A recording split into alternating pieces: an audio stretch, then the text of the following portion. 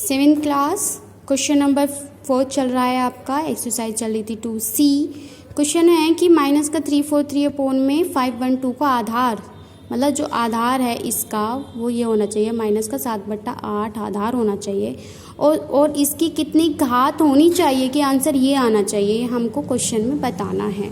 ठीक है, तो देख लीजिए क्वेश्चन नंबर 4 है आपका। उसने पूछा है कि माइनस का 7/8 कितना की घात कितनी होनी चाहिए कि आपका आंसर जो है वो 343 होना चाहिए, 7 और नीचे 512 होना चाहिए। तो एक चीज़ आपको मैं बता दूं जो हमको समझने वाली है बिल्कुल, कि यहाँ माइनस है, यहाँ भी आंसर में माइनस आया है, तो आपकी जो घात होनी चाहिए वो विषम होगी, जब तो आया है 343। तो 7 में ऐसे कितनी बार 7 की गुणा की गई कि 343 आया। 7 की 7 में करते हैं 49 आता है, 49 में 3 की करेंगे शायद यही आएगा। चलिए शायद नहीं होना चाहिए, हम मल्टीप्लाई करके देख लेते हैं। 49 में 7 की गुणा करते हैं, 7 9 63 का 3, हाँ से लगा 6, 7 चौक 28, 28 और 4 होता है 28 और 6 होता है 34, तो 334 आ गया। हमने आपसे कहा था कि नंबर विषम होना चाहिए, तो आपको ये कितनी बार मल्टीप्लाई करने पर आया, मतलब 7/8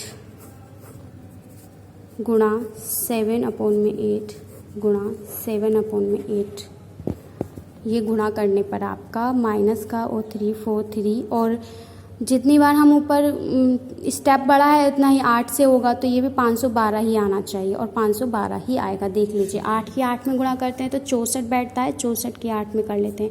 8 चौक 32 का 2, हंसी लगा 3, 8 छिंग 48 और 3 51, तो 512 आ रहा है, बिल्कुल सही आ रहा है। मतलब ये कितना बार करने पर आया, 7/8 का घात 3 बार करने पर आया है, जब हमारा जाकर आंसर इतना आया है। इसी के साथ क्वेश्चन 4 कंप्लीट होता है बच्चों।